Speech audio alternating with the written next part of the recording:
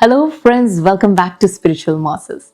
Have you ever felt lonely in a room full of people, a room full of relatives, room full of friends, but you feel like you are invisible? Do you know why?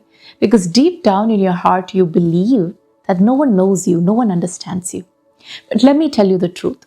Jesus knows you in a very unique and personal way. He understands you. John chapter 10 verse 23 says that he calls his sheep by name and he leads them out. He knows each one of them by name. And so he knows their characteristics. He knows their likes and dislikes and he leads them out personally. And that's the reason why when the shepherd who had 100 sheep lost one of them, he could leave 99 of them in a safe place and go after the one that was lost. Do you know why? Because he knew it by name. He knew its likes, its dislikes. He knew its characteristics. He realized, which one was lost. Not that one out of the 100 was lost, but he knew which one exactly was lost.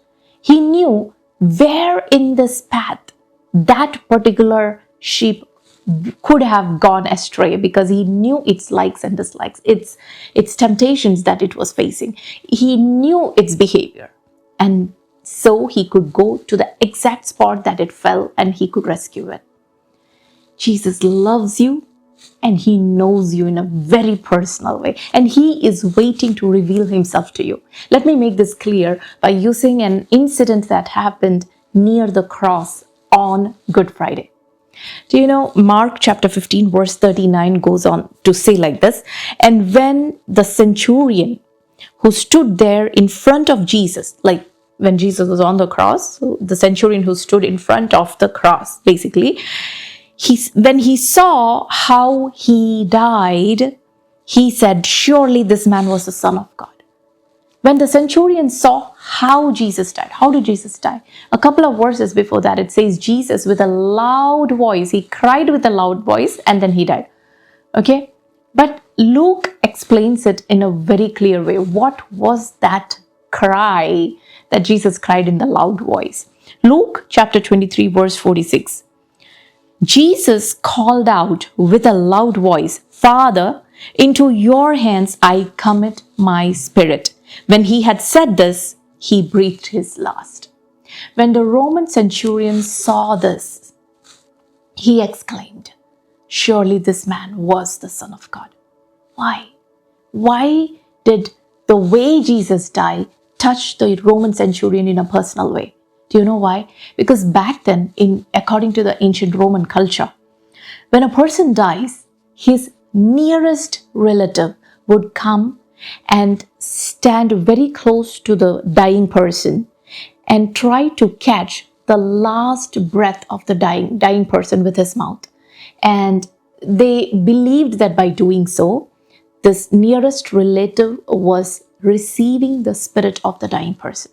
So when the centurion who grew up in this culture, who saw this tradition in his family, when he saw Jesus giving up his spirit and breathing his last by giving it over to the hand of God and calling him Father, it convinced him that yes, this is the Son of God.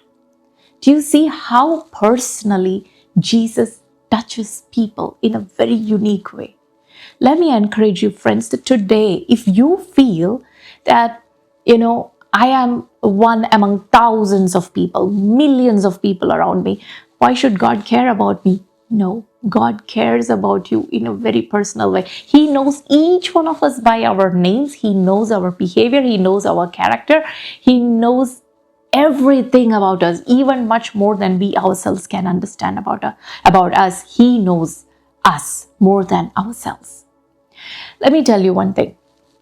In Jeremiah chapter 29 verse 13, it says, you will seek me and find me when you seek me with all your heart. Did you notice what it says here? You will seek me and find me. It does not say that God is hiding from you. It says God is ready to reveal himself to you only if you would seek him with all your heart.